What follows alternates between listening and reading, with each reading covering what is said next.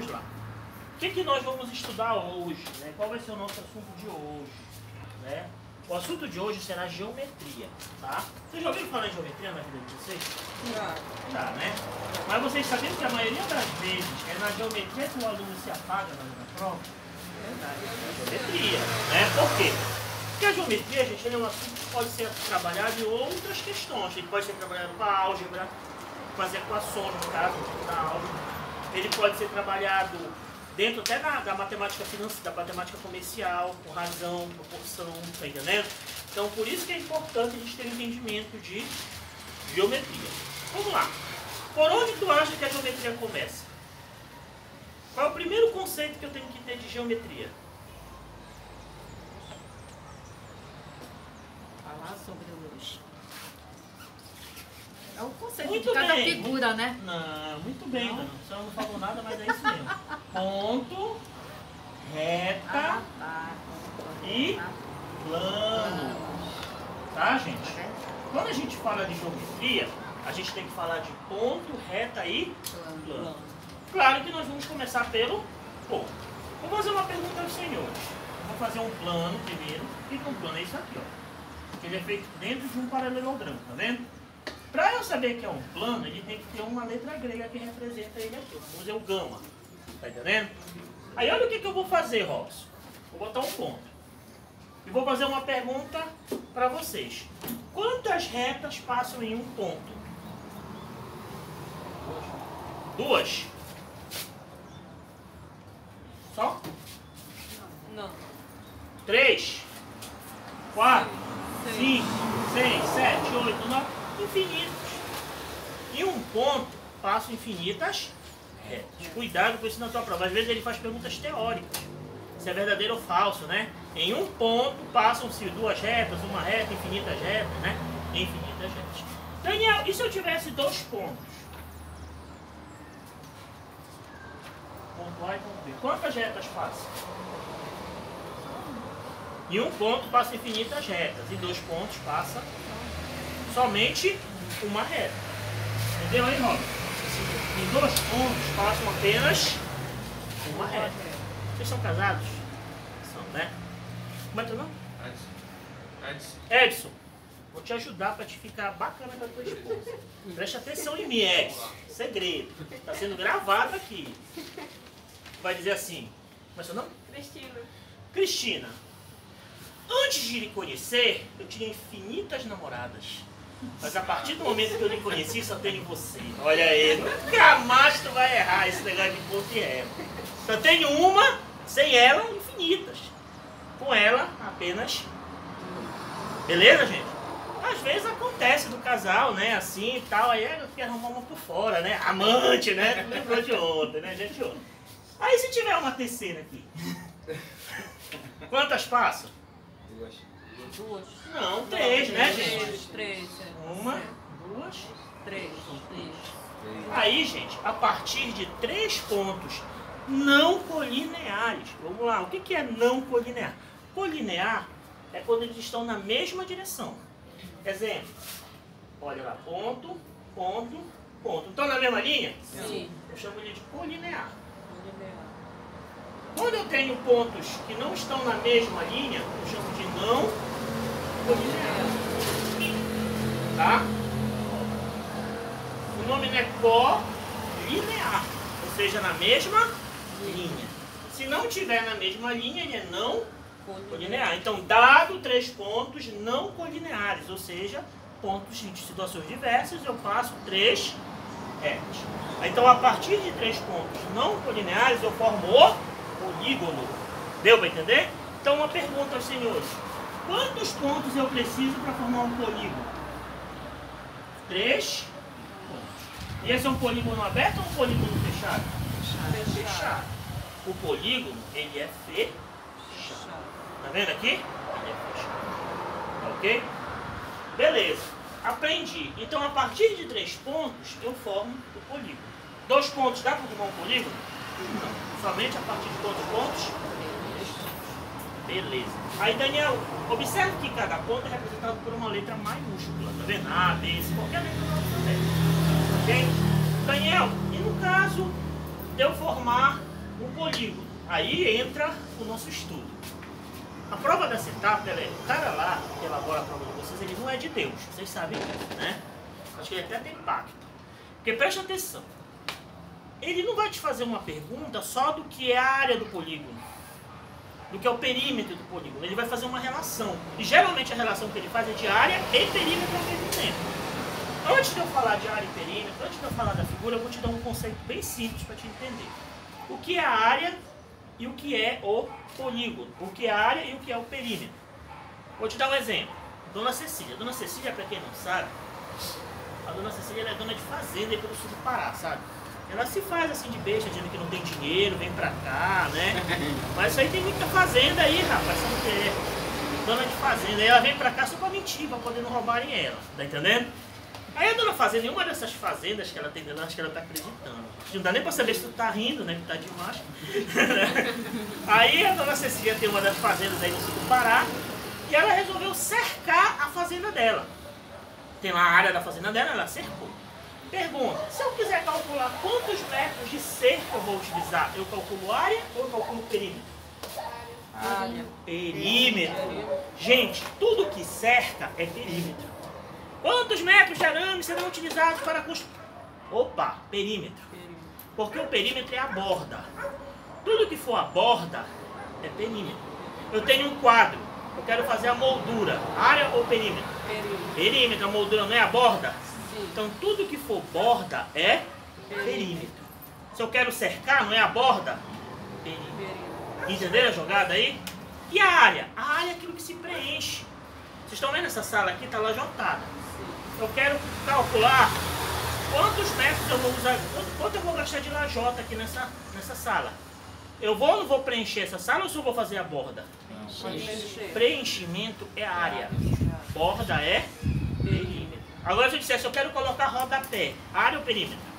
Perímetro. Eu quero colocar lajota, área. Eu quero gramar um campo de futebol, área. Eu quero cercar o campo de futebol, perímetro. Entenderam agora? Na hora da leitura da questão, tu tem que entender se ele está te pedindo área ou perímetro. Vocês entenderam a diferença? Sim. Beleza. Vai bater foto? Não, né? Então eu vou apagar aqui, ó. Rapidinho, não precisa anotar. Isso aqui não precisa anotar, é só para te entender. Tá? Beleza.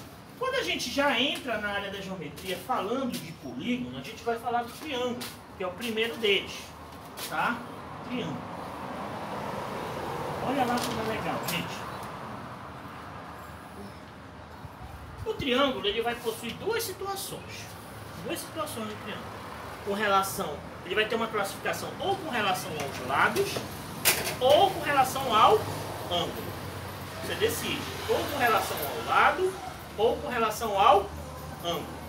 Beleza, e com relação aos lados? Vamos fazer a classificação do triângulo. Primeiro, quem é o triângulo? O triângulo são três pontos não colineares, está vendo aqui? Eu formo o triângulo. Quantos vértices o triângulo tem? Quem são vértices, professor? São esses pontinhos aqui, ó.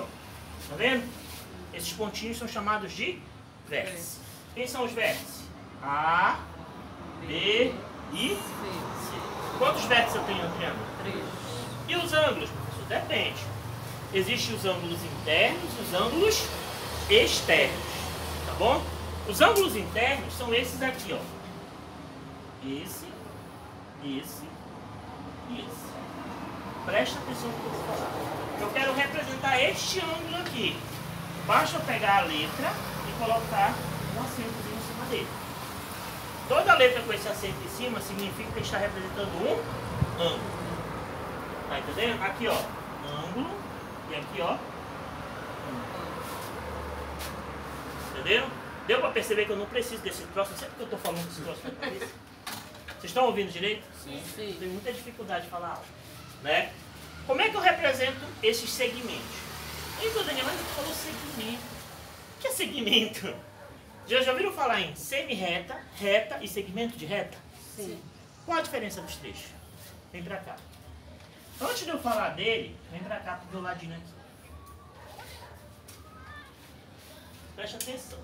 Tem gente assistindo aula de graça aqui do outro lado. Olha lá, vai ter que pagar. Olha lá, lembrancinha. Vem pra cá pra lembrancinha do tio Daniel, né? Qual a diferença dos três? Ó, reta, semi-reta,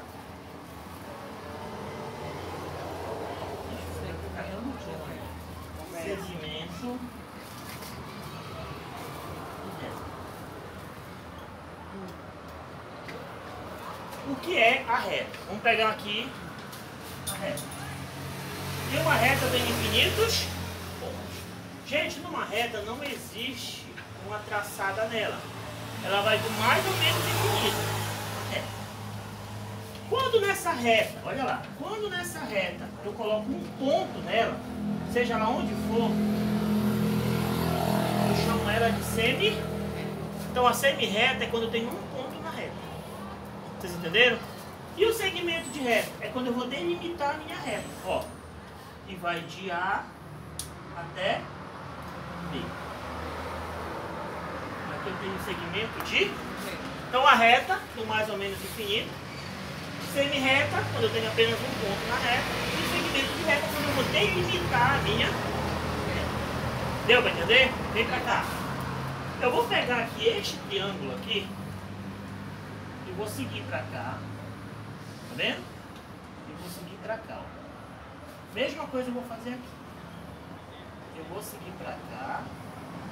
E vou seguir para cá. Mesma coisa eu vou fazer aqui. Eu vou seguir para cá. E vou seguir para cá. Observe aqui o titio. Aqui eu não tenho segmento de reta o quê? Que letra é essa? Que letra é essa? Então eu tenho segmento de reta. Fala rápido. A e B. A, B. Não precisa falar A e B. É o quê? A, B. B. Então eu tenho o segmento de reta A, B. E eu boto um traço em cima para representar o segmento de reta. Então vem pra cá. Qual é o segmento de reta que eu tenho aqui? C, B. B. Muito bem. Aqui eu tenho C, B. E aqui? BA. BA ou AB dá no mesmo, tá, Tá no gente? mesmo.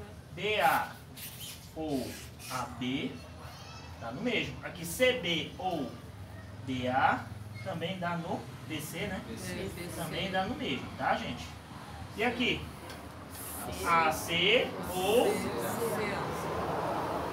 bem que eu não botei um U aí, né? Não, no lugar do A ia ficar feio o negócio, né? Tá, gente? Eu tenho BA ou AB, CB ou BC, AC ou... São chamados de segmentos de... Então os triângulos, eles são formados por segmentos de...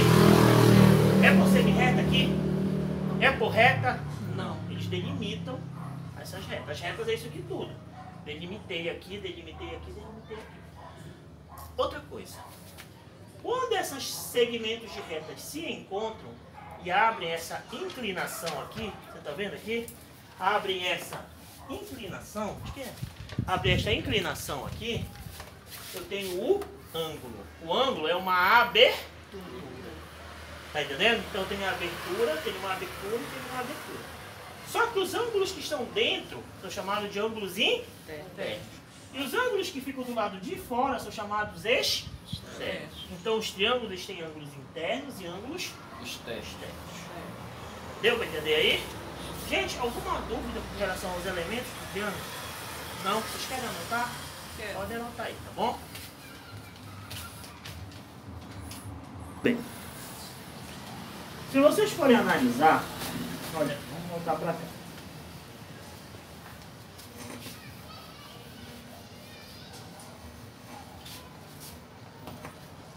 Se vocês forem analisar, nós temos a seguinte situação.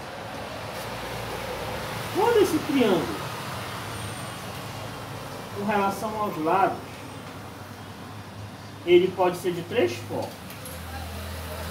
Ele pode ser, olha lá, equilátero. Ele pode ser isósceles. E ele pode ser escaleno. Qual é a dica, professor? Preste atenção. O equilátero, ele possui, olha lá, os três lados iguais. O isósceles, ele possui apenas dois lados iguais e um diferente. E o escaleno, professor? Os três lados diferentes. Ok? Essa é a relação dos três. Qual é a dica que eu tenho para minha prova? Quando ele falar em equilátero, lembra que cada ângulo equivale a 60 graus. Por quê, professor? A soma dos ângulos internos do triângulo é 180 graus. Se os três são iguais, dividido por 3 dá 60 cada ângulo. Então, eles numa questão de prova qualquer, seja ela de Enem, seja ela de concurso, seja ela por concurso de admissão, seja ela do que for, sempre que eles relacionarem a questão do nome equilátero, eu já tenho que automaticamente associar que cada ângulo equivale a 60 graus. Ele não vai te falar que vale 60. Tu já tem que saber que vale 60 graus. Deu para entender? Você já tem que saber. O isósceles. O que eu tenho que aprender do isósceles? Existe um tipo de triângulo que a gente chama de triângulo, a gente vai já falar sobre ele. Triângulo retângulo. Ele é muito utilizado, gente, lá na trigonometria. E também ele vai ser utilizado num teorema que nós vamos estudar aqui, chamado de Teorema de Pitágoras. Tá entendendo? O Teorema de Pitágoras, ele trabalha em cima do retângulo. Preste atenção. Quando ele é retângulo e isósceles também, olha o que vai acontecer. Automaticamente o triângulo retângulo ele já possui um ângulo de 90 graus certo. Ele não afirmou que os dois lados são iguais. Então, ou seja, se os dois lados são iguais, os dois ângulos também serão iguais. Então não souberam somente dois ângulos aqui. Então me ajude aqui. Se esse vale 90, quanto falta para 180? Falta 90. Se os dois lados são iguais, quanto vale cada ângulo? 45. Não são iguais? Então os 90 que faltam, significa dizer que cada um deles vale 45 graus. Sabe o que significa dizer? Se, por exemplo, a gente dá uma questão que fala assim, esse lado vale x e esse lado aqui vale 4. Ele quer saber quanto é que vale esse lado aqui. Quanto é que vale esse lado? 3. 90. Não, lado. Esse lado vale 4 metros. Eu quero saber quanto é que vale esse lado aqui. Olha bem. Se os ângulos são iguais, os lados também serão iguais. Se esse vale 4, quanto é que vale esse? 4 também. Entenderam a jogada na prova? Sempre que ele falar em retângulo, isósceles, esses dois lados sempre serão iguais. Cuidado com isso na tua prova. Esse que vai ser diferente. Tá bom? Principalmente quando a gente trabalhar com o Teorema de Pitágoras. Tá ok? E o escaleno, geralmente o escaleno ele é trabalhado quando a gente trabalha com a lei dos senos, né? Quando a gente trabalha com outras formas dentro da geometria. Outras formas, que no caso de vocês, não precisamente na prova da CETAP, dificilmente ele vai trabalhar com esse tipo de triângulo. Tá? Mas, da forma como eu havia explicado anteriormente, são aquelas questões que envolvem área e perímetro. Mas, algumas dicas como essa são importantes para vocês fazerem uma boa prova. Tá ok, gente? Então, vocês querem anotar aqui? Sim, eu quero. Antes de vocês anotarem, vamos falar logo dos ângulos aqui embaixo, né? Tem espaço dos ângulos. Nós aprendemos que existem 3 lados de classificação, não é isso? Também existem 3 ângulos de classificação. Nós temos nada pessoal, tá? Acutângulo, tá? Nós temos o obtusângulo e nós temos o retângulo. Qual a diferença, professor? A diferença está aqui.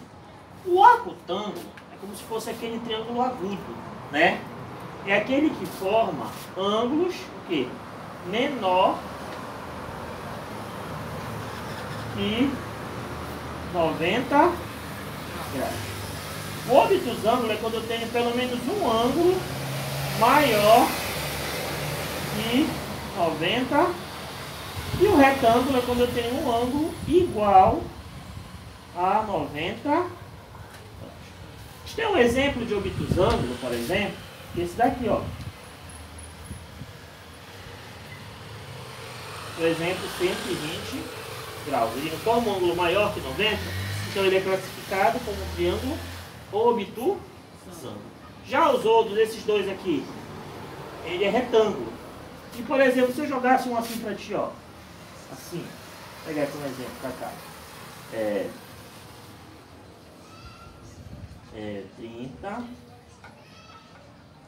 30, 70, vamos dar um exemplo mais ou menos, 80. Vamos dizer que seja mais ou menos isso. Não, deixa eu ajeitar isso, senão vai ficar muito feio. Por exemplo, se ele forma aqui,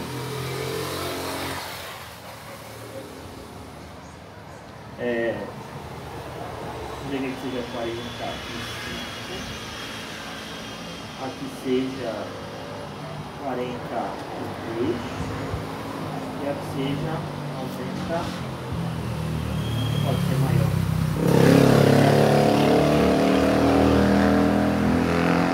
93 e aqui eu tenho 98, né? Pode ser maior.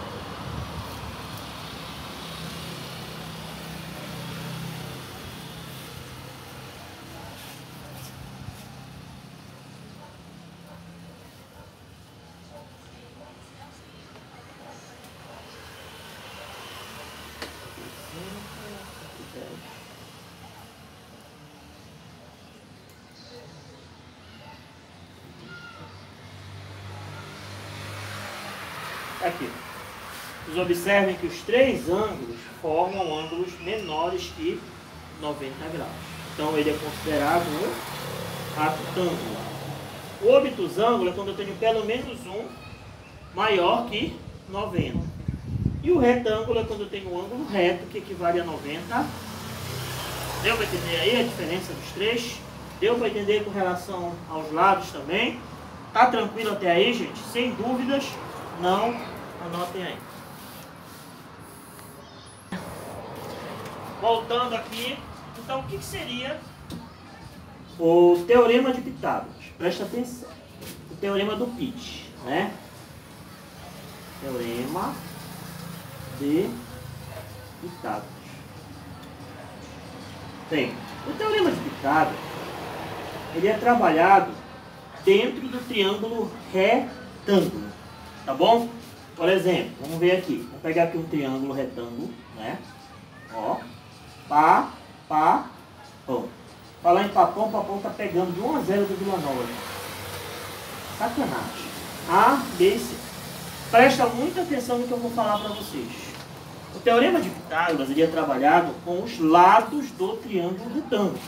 Vocês entenderam? Não é com ângulo, é somente com os lados. O que eu tenho de elemento aqui? Nós temos o cateto, que é o maior lado. Opa, a hipotenusa, que é o maior lado, desculpe, me empolguei. Né? E temos os catetos, que formam um ângulo de 90 graus aqui, tá vendo? Então, cateto. O que ele quer dizer aqui? Ele diz o seguinte: o teorema de Pitágoras faz a seguinte afirmação: o quadrado da medida da hipotenusa é igual à soma do quadrado da medida dos catetos. Vamos chamar a hipotenusa de A e os catetos de B e C aqui, tá? Então, o quadrado da medida da hipotenusa. Quem é a medida da hipotenusa? O A. É igual à soma dos quadrados da medida dos catetos. Ok, gente? Entenderam aí como é que funciona? Vamos fazer um exemplo. Exemplo não, que é concorrente da gente. Vamos fazer uma naninha aqui, né? Olha lá. Só para a gente praticar aqui, né? Vamos dizer que esse cara vale X, esse cara vale 4 e esse cara vale 3. Eu quero achar o valor do X. Olha como é fácil. Eu vou pegar este valor aqui. Quem é a hipotenusa? Tem que ver quem é a hipotenusa daqui. Primeiro eu tenho que achar a hipotenusa. A hipotenusa é o maior lado, aquele que está oposto a 90 graus. Eu vou logo levar ele ao quadrado, ó. X ao quadrado. E independente da ordem, pode pegar o 3 ou 4, 4 e 3, tanto faz, tá? 4 ao quadrado, 3 ao x ao quadrado é igual. O que é este quadrado aqui? Isso a gente chama, vocês estudam isso também, de potenciação. O que é a potenciação? É quando eu pego a base, que é esse número de baixo, e multiplico por ele mesmo, de acordo com o expoente, que é esse número aqui em cima. Quantos números de baixo eu vou multiplicar por ele mesmo? 2. Então eu vou fazer 4 vezes 4. Que dá quanto? 16. Mesma coisa eu vou fazer aqui, ó. 3 vezes 3. Que dá quanto? 9. Vai dar 6, tá, gente? 9. Lembra que isso não é 4 vezes 2 dá 8, 3 vezes 2 dá 6. Esse número de cima indica quantas vezes esse valor de baixo vai multiplicar por ele mesmo. Só uma lembrancinha aqui. Se ele colocasse assim para ti, 5 ao cubo, como é que ficaria? 5 vezes 5 vezes 5. Se ele colocasse 10 à quarta, 10 vezes 10 vezes 10 vezes 10. Isso eu chamo de potenciação. Tá entendendo? É como se fosse um aperfeiçoamento da multiplicação. A multiplicação não é um aperfeiçoamento da soma. Eu faço 4 vezes 3. É como se eu pegasse o 3 e somasse com ele mesmo quantas vezes? 3 vezes, não é verdade? 4 vezes 3. É como se eu pegasse o quê? O 4 e somasse com ele mesmo quantas vezes? 3 vezes. 4 mais 4 mais 4, que dá 12. Não é verdade? Aqui no caso é o aperfeiçoamento da multiplicação. O valor de cima indica quantas vezes o valor de baixo tem que multiplicar por ele mesmo. Tá ok? Vamos continuar. X ao quadrado igual. Quanto é 16 mais 9? 25. 25, muito bem. 20. Outra coisa importante. Quando a gente estuda a equação, seja ela do primeiro, seja ela do segundo, a gente aprende o seguinte. Se eu tiver o valor de um lado e passar para o outro lado, depois da igualdade ou antes da igualdade, o sinal não muda? Se é mais, passa menos. Se é menos, passa mais. Se é multiplicação, passa dividir. Se dividindo, passa se é raiz quadrada, passa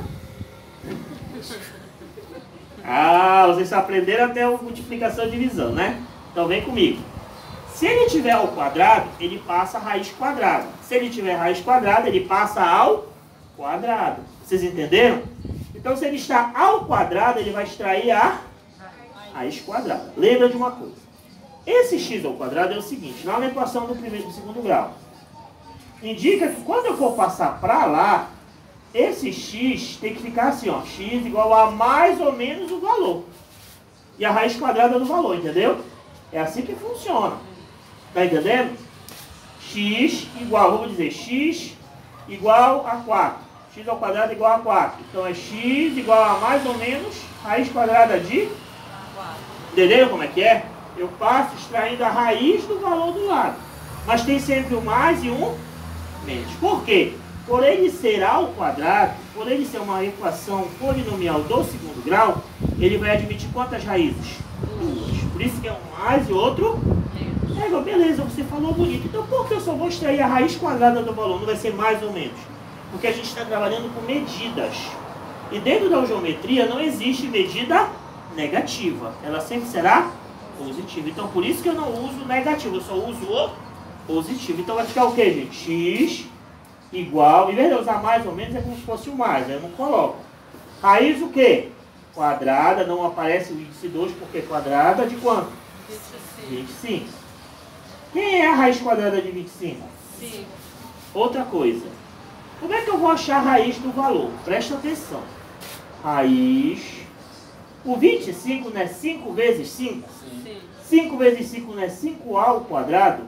Sim ou não? Sim. Eu não falei que raiz quadrada não aparece, mas tem que ir aqui dentro. E não precisa aparecer que é 2, porque eu já sei que ela é quadrada. Aí olha o que o titio vai fazer. Todas as vezes que esse expoente for igual a este índice aqui, eu corto. Sobrou quem? 5. Então por isso que a raiz quadrada de 25 é... Entenderam agora? Ele é... inventaram de qualquer lugar. Raiz de 26, 6. Raiz de 81, 9. Não é inventaram. É porque quando tu vai fatorar o valor, é ele vezes ele, 9 vezes 9, que dá 81. É como se fosse 9 ao quadrado. Beleza, gente? Entenderam aqui? Esse triângulo nós chamamos de triângulo pitagórico, porque ele segue essa ordem, ó. 3, 4, 5. entendeu? Então toda vez que tu vê um 3, um 4, o próximo é o 5, não precisa fazer todo esse cálculo. Beleza, gente? Anota aí.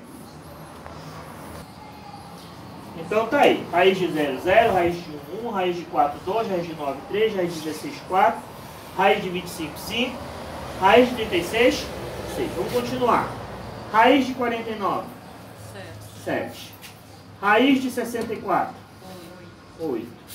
Raiz de 81, 9. E raiz de 100, 7. Essas são as raízes que nós temos que saber, tá, gente?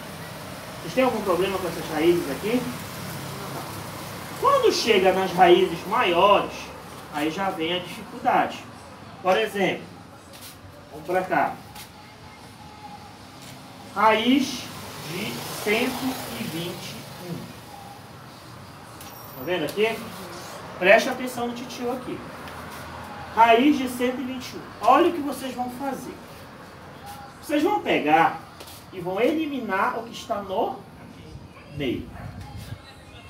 Quanto é a raiz de 1? E quanto é a raiz de 1? Então, quanto é a raiz de 121? 11. Acabou. Tá entendendo? Vamos ver o segundo aqui. Raiz de 144. Quem eu vou eliminar? 4. Raiz de 1? Raiz de 4? 2. Vamos pra cá. Raiz de 169. Vou eliminar quem? 6. Raiz de 1? Raiz de 9? 3. Felicidade, né? Por que não me ensinaram isso na minha época, né? Né, Gabriel? Ah, já vou tomar água. Já tá. Só que vamos ter um problema a partir daqui. Essas três aqui, basta você fazer isso, que você já resolve a questão. Primeiro passo, primeiro tipo, tá? Aqui, primeiro tipo. O segundo tipo que eu vou te ensinar são as raízes que terminam em 5. Por exemplo, raiz. Vamos fazer logo direto aqui. Raiz de 256. Tá bom? Raiz de 256. Como é que funciona com as raízes que não terminam, que não são nem de 11, nem de 12, nem de 13? Até o 13 é nesse esquema aqui, ó.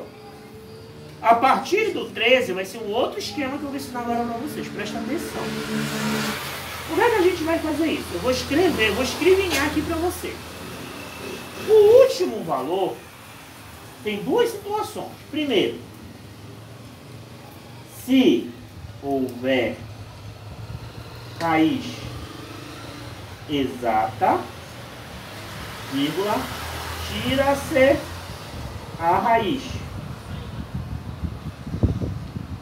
Caso não haja, com aquilo que tu come todo dia na tua casa, conserva o número. Por exemplo, o 6, tem raiz de 6? Não. Tem? Não. Então o que eu vou fazer? Eu vou conservar quem? 6. Sempre eliminando o penúltimo número, tá, gente?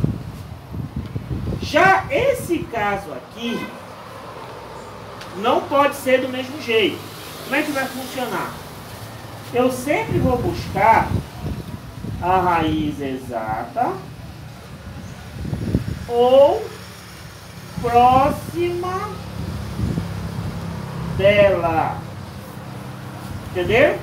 A raiz exata ou próxima dela. O que significa raiz exata ou próxima dela?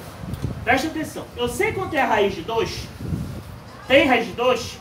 Então eu vou encontrar uma raiz menor que 2 que tem exata. Quem é? 1. Quanto é a raiz de 1? 1. Então eu vou botar 1. Vocês entenderam o que eu fiz? Se não tiver raiz exata, tu conserva. E se tiver, fosse 4, ia jogar 2. Vocês entenderam? Já essa não, eu não posso repetir ela se não tiver. Eu tenho que encontrar uma que seja próxima, seja menor que ela. Exercício. Preste atenção. Qual é a terceira situação que nós vamos fazer aqui? Nós vamos pegar o primeiro valor e vamos repetir. Então tá aqui, ó. Repete. Se é 1, vai ser quem aqui? Até aí todo mundo entendeu? E aqui, professor, quem será o número? Será o valor que